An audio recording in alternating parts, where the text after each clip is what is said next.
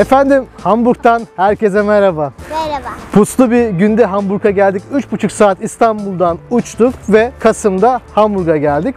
Hamburg aslında Almanya'nın hem deniziyle hem nehirleriyle en çok haşır neşir olan şehri. Çünkü Kuzey Denizi'ne yakın ve Almanya'nın en büyük limanı burada. Baştan söyleyeyim, ben bu gezide böyle binaların tarihsel bilgilerini, şuradayım, buradayım gibi nokta atışlarını yapmayacağım. Size daha çok böyle Hamburg'un havasını, şehrin yaşantısını aktarmak istiyorum. Ben de o keyfi aslında yaşamak istiyorum burada. Birazcık puslu bir havaya denk geldik ama klasik Almanya havası bu. Kasım'da da gelince yağmur yağmıyorsa bile bize yeter. Hava erken kararıyor. Ufak ufak Hamburg'un merkezine doğru biz yürüyüşümüze başlayalım. Görülecek çok yer var gerçekten. Hadi buyurun.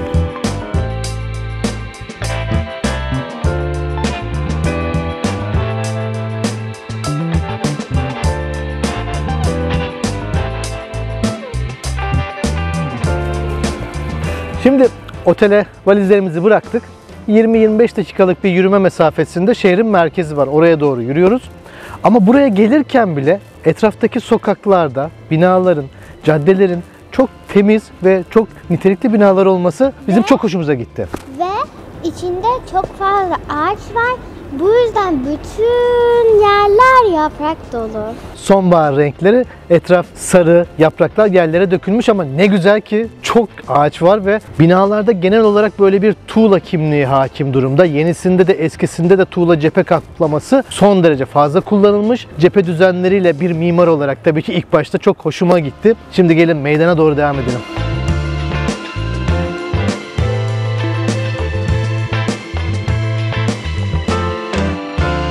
İşte klasik bir Avrupa meydanına geldik.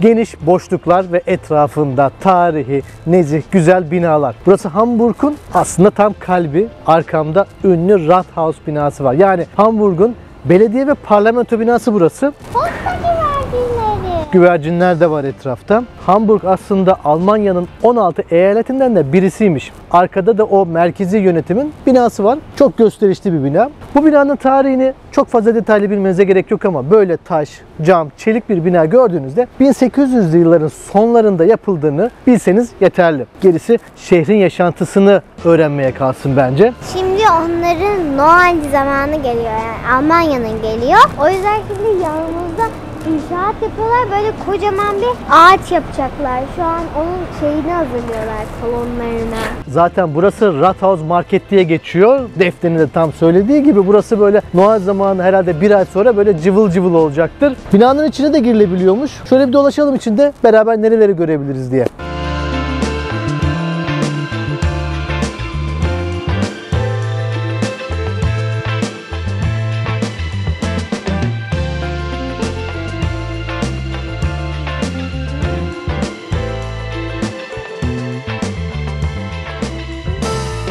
Hamburg'un içinde hamburger yemeye geldik. Çünkü hamburgerin aslında doğum yeri burası ama büyüdüğü yer Amerika. Neden böyle olmuş? 1800'lü yıllarda işte bu liman kenti olması, tüccarların buradan Amerika'ya gitmesi sebebiyle zamanında Hamburg Steak denilen bir yemek varmış. Bugünkü hamburgerin atası. O zamanlar böyle köfte, kıyma, İşte soğanla beraber yenilen bir yemekmiş. Buradan giden tüccarlar onu Amerika'da bir şekilde dönüştürerek hamburger haline getirmişler demek ki. İki ekmeğin arasında kimin onu getirdiği tam olarak bilinmiyor. Çeşitli rivayetler var. Bir taraftan acıktık. Sarımsaklı bir patates geldi. Çok güzel bir şeymiş. Bu ekmek arasındaki köftenin Tatarlardan geldiğinde söyleyenler var. Herkes bir rivayet söylüyor ama bizim şu anda karnımız çok acıktı. Ta İstanbul'dan buralara gelmişiz. Bu hamburgerin tadına bakmamız lazım artık. Bize afiyet olsun.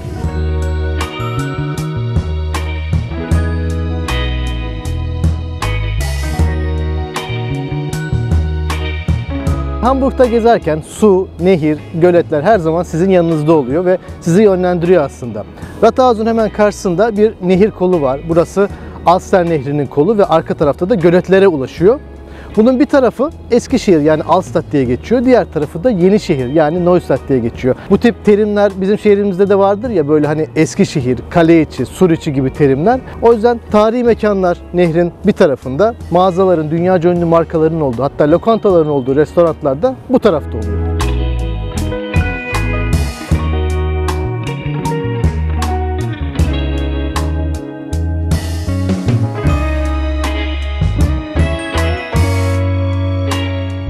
Nasıl, binaları siz de benim gibi beğendiniz mi? Gerçekten hangi tarafa bakacağımı şaşırdım açıkçası. Çok güzel caddeler var, çok nitelikli de binalar var. Kaldırım yükseklikleri son derece az. Pazar günü olduğu için de etraftaki mağazalar, kafelerin de çoğu kapalı. Hem de böyle tarihi bir turistik mekanda. O da ilginç geldi bana. Eğer siz de buraya kadar videoyu izleyip buraları beğendiyseniz bir yorumunuzu, burayla ilgili fikirlerinizi beklerim. Kanala abone olmadıysanız da aboneliklerinizi de rica ederiz tabii ki.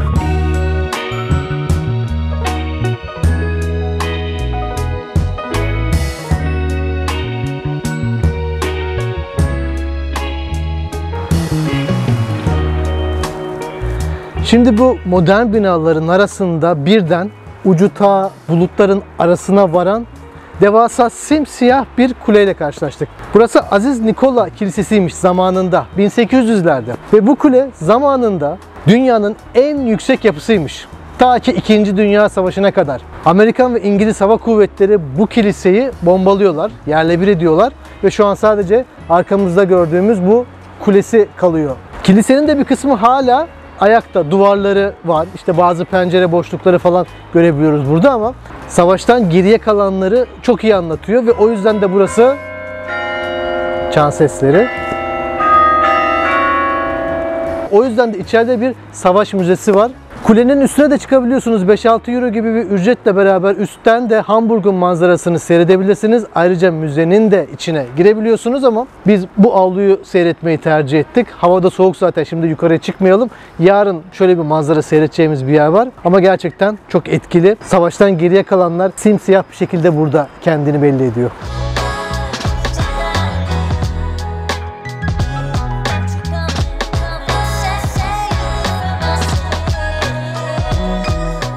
Şurada da bir inşaat var, kazı yapılıyor ama nasıl bir güvenlik önlemi aldığını görüyorsunuz değil mi?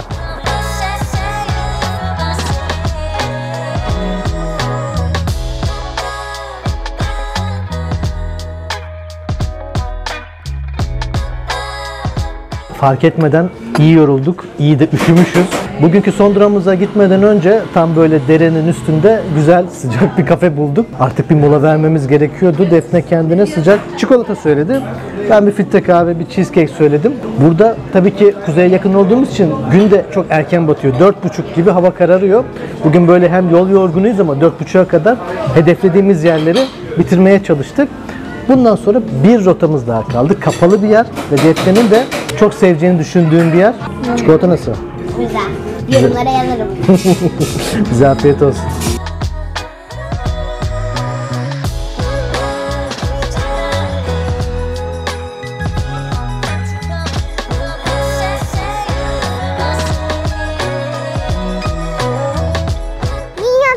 Dünyasına geldik. Dünyanın birçok yerinden sahneler varmış içeride.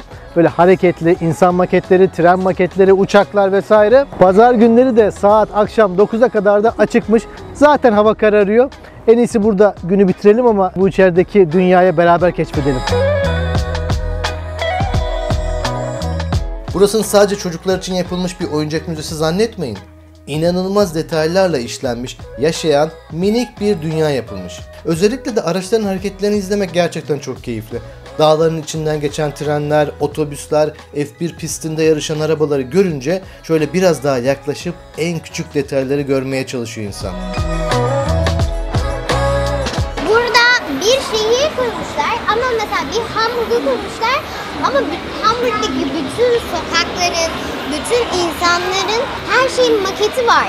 Yani burada trenler geçiyor, bazen yangın oluyor, maç yapıyorlar, stadyumları bile var hatta. Dağ yaşamları falan da hepsini göstermişler. Ben buraya gelince sanki bütün Hamburg'u böyle gezmişim gibi hissettim. Bazen gezdiğimiz yerleri de gördüm. Yani Hamburg'u gezmek yerine buraya bile gelebilirsiniz.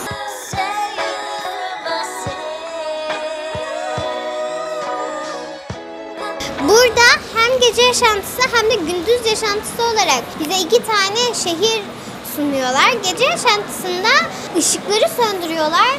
Bütün şehrin pırıltıları hepsini görebiliyoruz.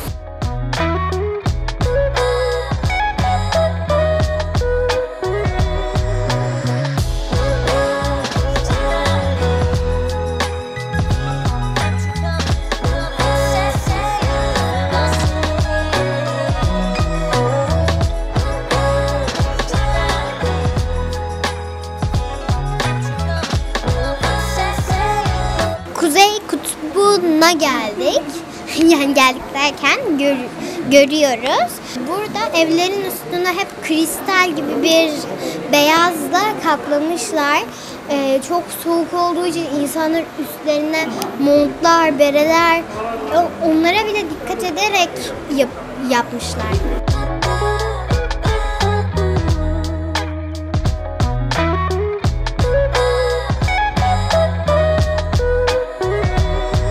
Yaklaşık 3 saat geçirdiğimiz Miniature Wonderland'te Hamburg'un dışında dünyadaki önemli anıtsal yapılar da en küçük detaylarına kadar sahnelenmiş. Bu kadar araç trafiğinin olduğu sokakları kontrol eden bir çeşit kontrol merkezi bu dünyanın her anını izliyor ve acil durumlarda müdahale ediyor. Tabii ki güvenlik önemli.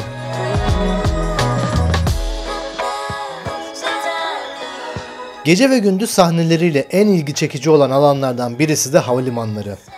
Taksi yapan, valiz yükleyen uçaklardan sonra piste sırasını bekleyen bir Türk Hava Yolları uçağı gördük. Yavaş yavaş hızlanıp kalkışını yaptıktan sonra bulutlara doğru kayboldu. Ve biz de bu sayede birinci günümüzü tamamlamış olduk.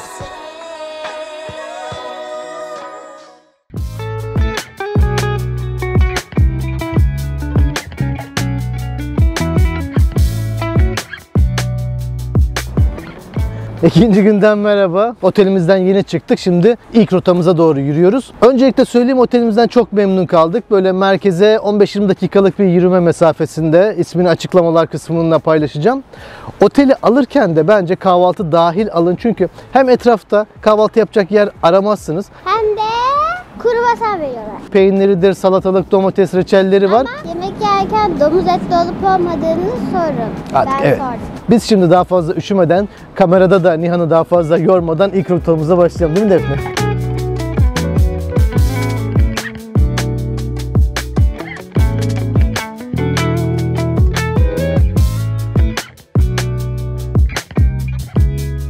Hamburg'a geldim diyenlerin mutlaka uğradığı, fotoğraf çektiği noktaya geldik. Burası Speersport. evet, Speerstadt. Telaffuzda yanlışlık olabilir. Ben açıklamalar kısmına yazarım. Speerstadt. Bunun anlamı depo bölgesi demek aslında. Yani Hamburg liman şehri olduğu için limana giren o büyük yük gemileri buraya gelip buradaki, arkamızdaki bu tuğla yapılarda o ürünleri depoluyorlarmış. Yani Speersport'ta. demek ki eskiden dünyanın birçok yerinden buraya kahveler, çaylar, baharatlar, halılar, kim bilir neler gelmiş neler. Zaten bu Hamburg'un kozmopolit olmasının sebebi de bu. Buradaki tuğla yapısı da o yüzden Hamburg'un her yerine yayılmış durumda. Bunun sebebi etraftaki kanallar. Her taraf kanal. Elbe Nehri'nin kolları şehrin içine girmiş. Sanki birer böyle yol gibi, sokak gibi biz nehirlerin üzerinden geçiyoruz. Ama size şöyle ortamda da satacak bir bilgi vereyim. En fazla köprü dünyada nerede vardır diye düşünüyorsunuz. Belki Venedik, belki Amsterdam, değil mi? Hamburg iki şehrin toplamından da çok köprüye sahip. Yani burası bir taraftan da köprüler şehri diyebilirsiniz. O biraz önce bahsettiğim nehrin kolları şehrin her yerine yayılmış durumda. Şimdi biz de şöyle buralarda kendi fotoğraflarımızı çekelim. Siz de geldiğinizde buraya bir uğrayın.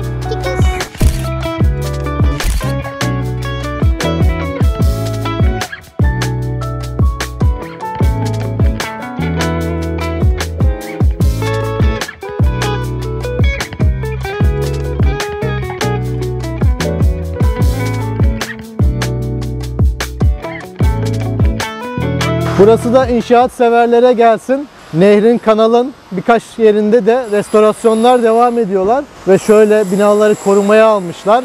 Matkap sesleri. Ama hepsi aynı tuğla kaplamasından hiçbir fark olmadan aynı nitelikte devam ediyor.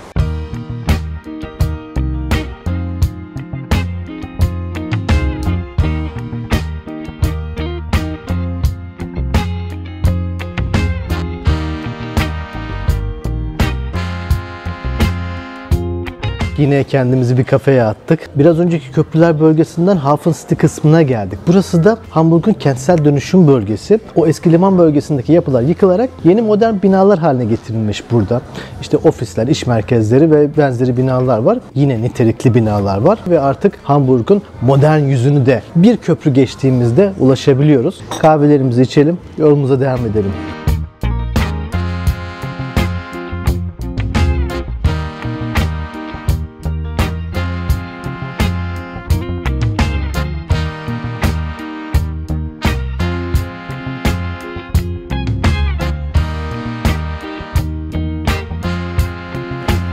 Elbe Nehri'nin şehrin içine kıvrıldığı yerler buralar. Yani limanın devamı. Eskiden demek ki gemilerin bağlandığı büyük direkler var burada. Etrafı yine çok böyle modern binalarla çevrili durumda. Eskileri var, yenileri var, vinçler var. Hala liman olarak kullanılıyor. Hamburg'u gezmek demek sürekli suyun, derenin, kanalın içinden gezmek demek. Böyle o denizin havasını mutlaka içinizde hissediyorsunuz. Bu çok keyifli geldi bize. Bir mimar olarak da zaten şehirden çok keyif aldık. Umarım siz de beğenmişsinizdir. Fikirlerinizi yorumlara yazın. Beklerim. Şimdi hemen arkamda çok ünlü bir bina var. Yine Hamburg'la özdeşleşen bir bina. Ben buradan görüyorum.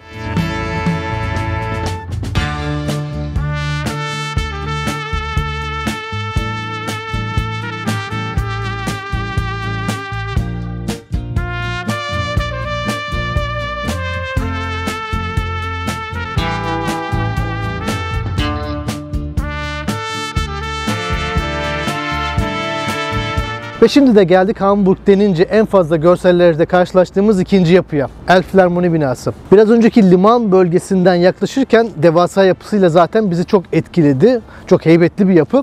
Alt katında gördüğünüz şu andaki o tuğla kaplamalı kısım eski bir depo yine. Üst katı da yeni yapılmış.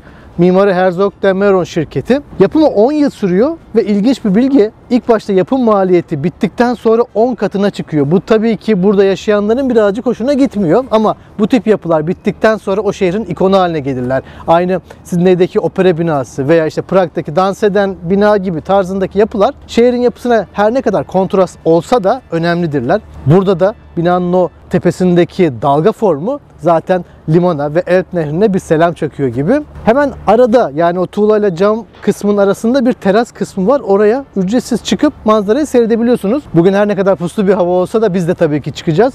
Girişten bir bilet alıyorsunuz ve ondan sonra da Elbe Nehri'nin keyfini çıkarıyorsunuz. Hadi gelin buyurun.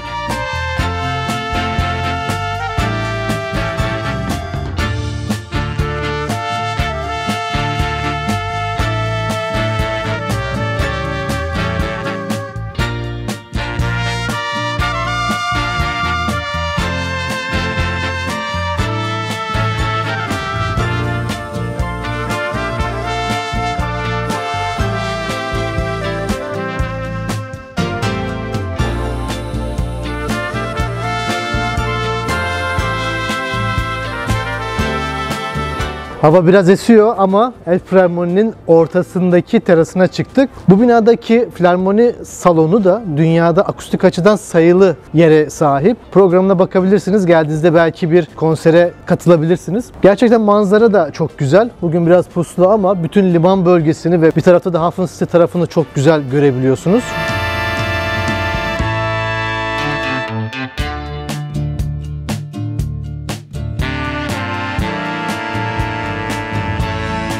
Bisiklet yolları, araç yolları ve özellikle de yayalara ayrılan yerler son derece kullanışlı.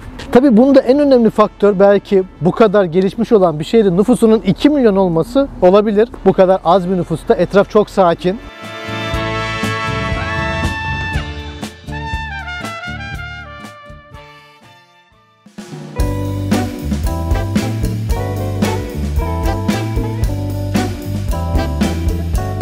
Ve Hamburg'da 3. günden günaydın herkese. Otelimizden Uber'le beraber Elb Nehri'nin kenarına geldik. Elbe Nehri tabii ki çok önemli Hamburg için ama bugün ilk başta o nehrin altından geçeceğiz. Size zamanda bir yolculuk yaptırmak istiyorum. Bundan 100 yıl önce nehrin bu tarafından diğer tarafına geçmek için hem yayalar hem de araçlar için bir tünel yapılmış. Hatta 2 tünel burada da anlatıyor. Nehrin 12 metre altından geçeceğiz birazdan. Şimdi artık birazcık daha yayaların kullandığı bir yer olmuş. Asansörle aşağıya iniyoruz ve rahatlıkla karşıya geçeceğimiz söylendi. Bakalım nasıl olacak. Binayı ilk gördüğümde benim birazcık bizim Karaköy'deki bina, tünel binası aklıma geldi. Zaten yakın dönemlerde yapıldığından da aynı amaçla kullanılmış. Gelin bu tarihi yolculuğa beraber çıkalım.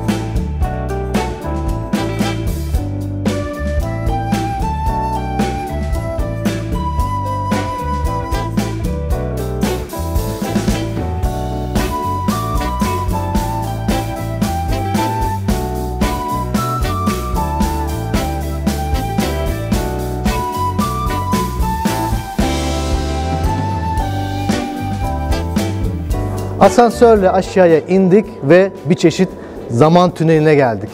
Eskiden bu ortadaki yoldan arabalar geçiyormuş ama şu an ortadaki yolu bisikletler... İşte. Şu an ortadaki yolda bisikletler yürüyor, yayalar karşılıklı yürüyorlar. Bizim Avrasya Tüneli gibi düşünebilirsiniz bunu. İçi de seramiklerle kaplanmış, duvarlarda denizcilikle ilgili figürler var. Gerçekten çok etkileyici. Hala çalışan devasa asansörler var. Araçlar da aşağıya iniyormuş. Elbe Nehri'nin altından biz yürüyüşe devam edelim.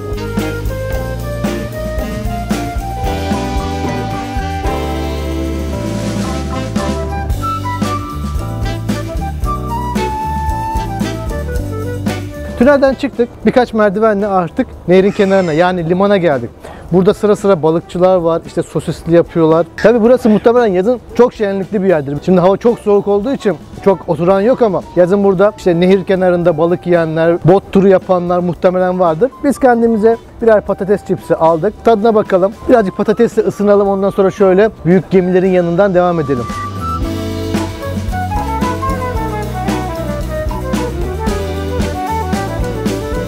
Balık severiz değil mi? Çok severiz. Burası zaten bizim Karaköy Limanı'na çok benziyor. Tüneli benzettiğim gibi. Etrafta balık ekmekçiler var. Buraya kadar geldik. Gelin beraber şu ekmek arası balıkları nasıl? Bizim Galata'dan iyi mi kötü mü? Bir onu deneyelim.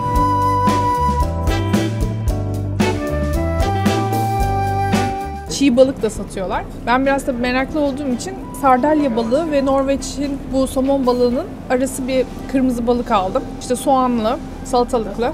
Defne'de de nugget var, fish nugget. O da tarator sosla yeniyor. Enfes.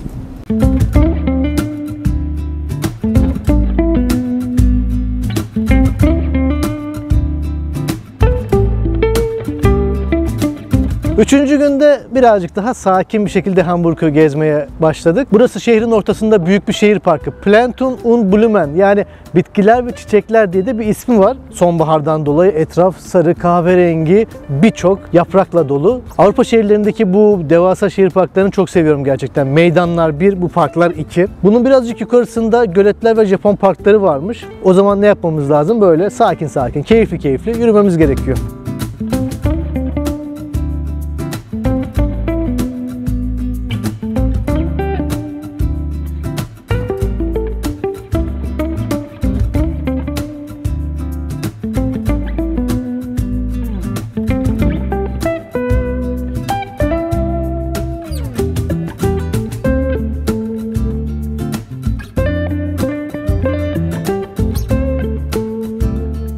Etraf çok güzel değil mi? Bugünkü yürüyüşümüzde ben şunu çok sevdim. Sırayla böyle binaların peşinde koşturup onların tarihinden size bilgi vermektense turist değil de sanki bu şehirde yaşayan birisiymiş gibi şehrin içinde yemyeşil alanlarında yürümek bizim çok hoşumuza gitti. Aslında şu an yürüdüğümüz yerler şehrin ana caddelerinin hemen yanında yani etrafımızda ana arterler dolaşıyor. Fakat işinden evine gidenler veya başka bir şey için arkadaşıyla buluşanlar bu mekandan geçtiklerinde o şehrin karmaşasının tamamen dışında buluyorlar kendilerini. O yüzden şehir parkları, yeşil alanların ne kadar önemli olduğunu bir kez daha burada anlamış olduk. Yorumlarınızı ve beğenilerinizi mutlaka beklerim. Arkadaşlarınızla da videonuzu paylaşırsanız belki siz de yakın bir zamanda bir Hamburg planı yaparsınız.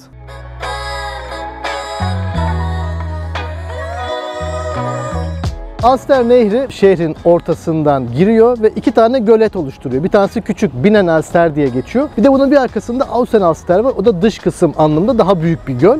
Hamburg'da yaşayanlar bu göllerin etrafında dinleniyorlar, göle bakıyorlar, zaman geçiriyorlar. Yani çok büyük kamusal alanlar buralar.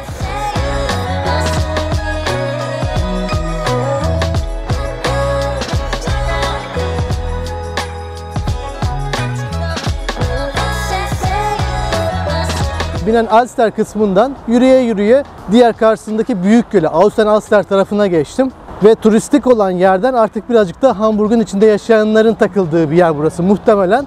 Ağaçların arasında bisiklete biniyorlar, yürüyüş yapıyorlar, koşuyorlar, köpeklerini gezdiriyorlar. Gerçekten çok keyifli bir yer. Siz de gelirseniz buralara mutlaka uğrayın. Videonun başında dediğim gibi sadece binaları gezerek, müzeleri gezerek bir şehrin yaşantısını anlayamayız. En azından buraların keyifli yerlerinde denememiz lazım.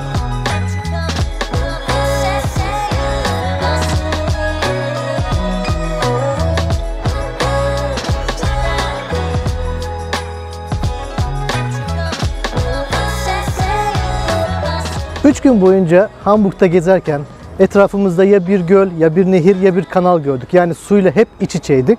Biz videoyu böyle güzel bir alandan kapatmak istedik. Zaten saat 4'e doğru yaklaşırken de hava yavaş yavaş kararıyor. Biz burada 3 gün boyunca çok keyif aldık. Umarım izlerken siz de keyif almışsınızdır. Tabii ki bizleri motive etmek adına Defne'nin de size ufak bir ricası oluyor genelde. Kanala abone olup like atmayı unutmayın. O zaman bir sonraki videoda bir başka Avrupa şehrinde görüşmek üzere. Hoşçakalın. Açın ben. Klasik Almanya havasıdır bu. Yine de Dondu. Burnunuza beri almayı unutmayın. çok fazla soğuk yok zaten. Burnunuza beri alın. Bir şey olmaz. Sen bozma. Bozdu. Kamerada Nihan da birazcık yorulmuş. Lensimiz Artık lensler daha ağır biliyor musun? ve geldik. Bekle bir daha bakalım. Burası Superstadt. Yani Bana neden dur şunlara geçsin. Start. Diyorsun ki objektifi. Asma köprülere kilit. Lan. Neredeydi? Start. Heh. Böyle açılabilir miyiz? En büyük minyatür dünyası olduğu söyleniyor. Bir çeşit maket müzesi aslında. Sen niye çeviriyorsun? Sen niye? Minyatür adam. Ay, kamera oynadı. Tekrar. Burnum Benim de burnum. Oldu mu? oldu.